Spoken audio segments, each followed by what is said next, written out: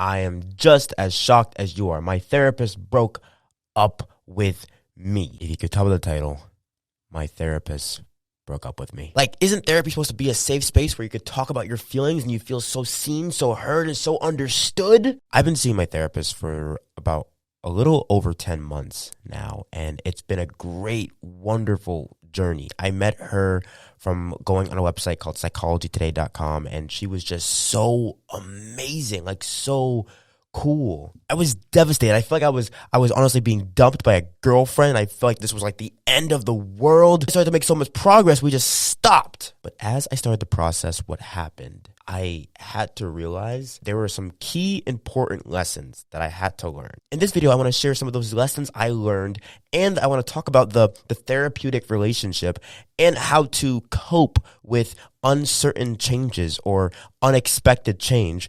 And then lastly, how to move forward. So let's get into it. For those who don't know, I have social anxiety, and I've been in and out of therapy for over 13 years, ever since I was 12 years old. If you're wondering what it's like to actually see a therapist, watch this video right here, where I actually asked a therapist, my mom, 50 questions to ask a therapist. So check out that video. But anyway, my new therapist, Anna, I met her like literally over 10 months ago. And I remember I started seeing her because I was going through this moment in my life where I wanted to unpack my trauma. I wanted to unpack my things that were bothering me from my past. I wanted to really learn more about who I was as a person. And I wanted to really gain a set of tools that I could use to not only cope with my anxiety in a very healthy way, but also learn how to cope with my past, which I don't think we talk about enough. And in this therapeutic relationship, the coolest thing was Anna was like around my age. She was literally my age, like a year or two older than me. I'm 25. She was like 26 or 27. And it was so cool because every single session, it felt like not like an older person lecturing to me, but it felt like she was one of us. She felt like she was someone I could relate to and actually grab coffee with. And in our sessions, we're learning things like coping mechanisms. We're learning things like attachment styles. We're learning things like all these cool things about how to really tackle your anxiety and how to really build self-awareness. And then one day it all like stopped. I walk into her office. I sit down, prepared to just do the normal routine of talking about what's been going on the last week and some constant things we're working on. She kind of paused and she was like, Wes, I do want to let you know about something. And she told me that she was going to go down another path in her career, and I'm so excited for her. It's amazing. But then she told me this will be the last month of us working together. And y'all, when I say I wanted to like say, what? Like, what? Not again. Not again. I had seen Anna, the therapist, because my last therapist, she broke up with me too. Oh, I'm in the same spot I was once in 10 months plus or almost a year before this exact moment.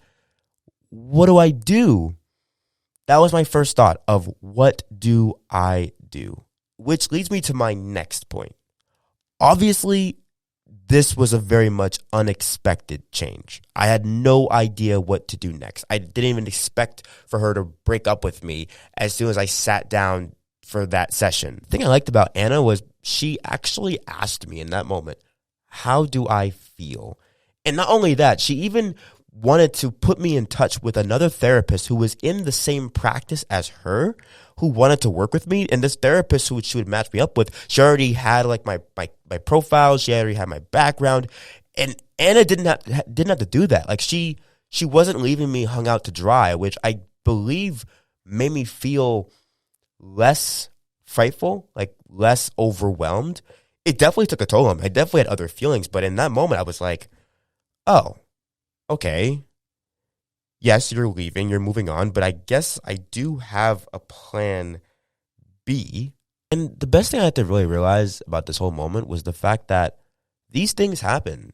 Therapists have to close down their practices for whatever reason, or they have to move on, don't have enough energy to deal with a full caseload. Like there's all these different reasons why a therapist would break up with their patient. But the greatest thing about this whole experience is the fact that I learned so much about myself, about how to learn how to deal with uncertainty. And I want to share them with all of you. I came up with this framework, this framework I use for better managing my anxiety, better manage my mental health, dealing with a breakup, learning how to deal with things that are out of my control. And I call it ART. Yes, ART. A-R-T. It's an acronym. Now, the first word, I can't even speak today. What the frick is going on? The first letter, A, stands for awareness. I feel like I'm on Sesame Street and I'm like Elmo and I'm like walking you through.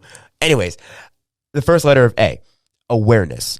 For me, being aware of how I was actually feeling, bring attention to how my body was feeling in that moment. The moment that Anna told me that she could no longer see me as an patient and this would be our last month working together. I remember I went into my car and I drove back home without the radio. Like, you ever had one of those drives where like you don't turn on Spotify, you don't turn on Apple Music, you don't turn on the radio, you don't even listen to a podcast, you just listen to your own thoughts. That was the drive I had home coming back from my therapist session.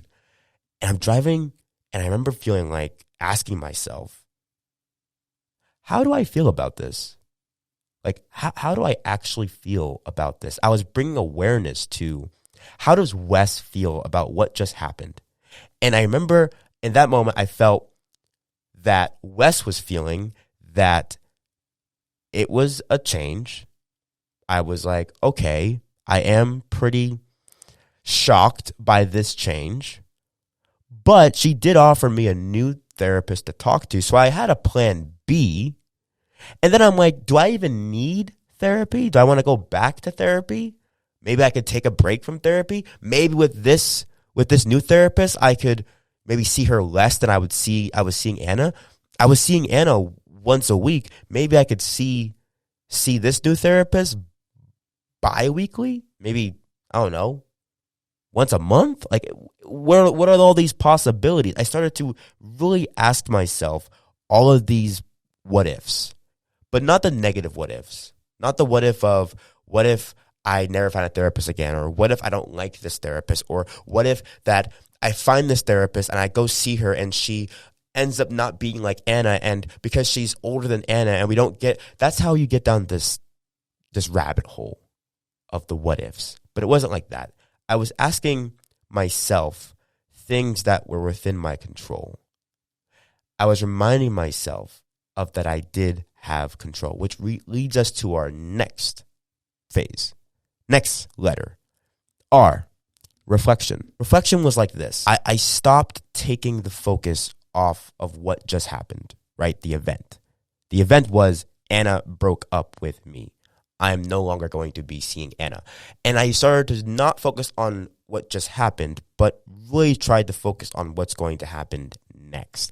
And what I mean by that is I stopped trying to focus on the external of what just happened, and I reshifted to focusing on the internal of how does Wes feel about what's going to happen next. So in that moment, I was reminding myself of a sense of agency, the fact that I have choices, the fact that I could choose to go back to therapy. I could choose to not go back to therapy. I could choose to see the new therapist for once a week or once a month. I could choose to maybe see a therapist once a month and then maybe really start this exercise program where I work out and I have a yoga instructor. I could do all these different things, which then leads me to the third phase, which is taking action. That's the T. Taking action. Take action. Because you can't just sit here. I couldn't just stay stuck in the fact that Anna, the therapist, had just broken my heart. We're no longer going to meet with each other every Friday. I'm going to have to go to some random place. I didn't have to be like that. I had to take action based on the choices that I was being aware of.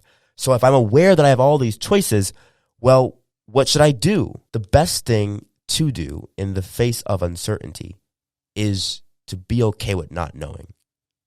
In fact, not knowing in the face of uncertainty is the best thing to know. I'm going to say it one more time. Not knowing in the face of uncertainty is sometimes one of the best things to know. It's okay to not know.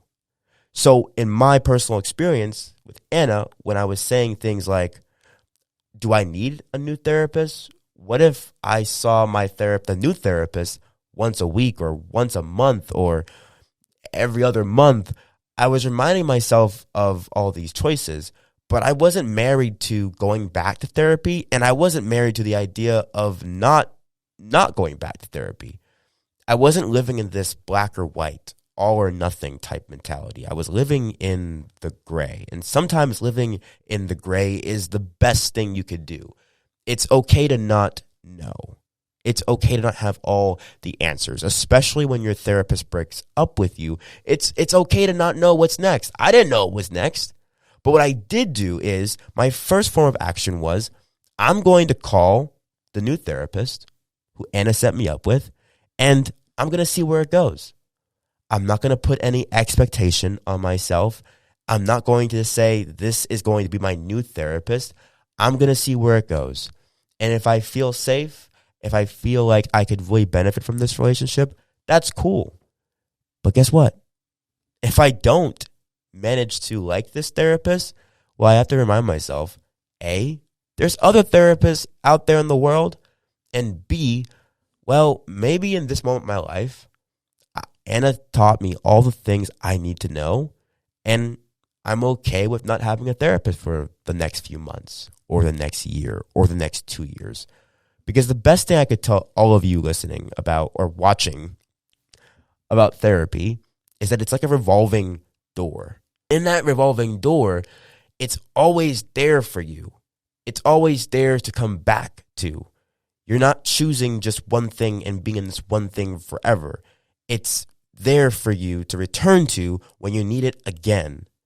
And that's okay. So if you made it this far in the video, I want to say one giant big thank you for listening to me talk about my own experience with having my therapist break up with me. I'll keep you updated on what happens next. I have a meeting with a new therapist on Monday, a phone call, and I'll definitely be keeping track and documenting this whole progress or this whole journey with all of you. Honestly, I hope by sharing my story, I've shed light on the therapeutic experience, and I've also given you some tools on how to cope with uncertainty.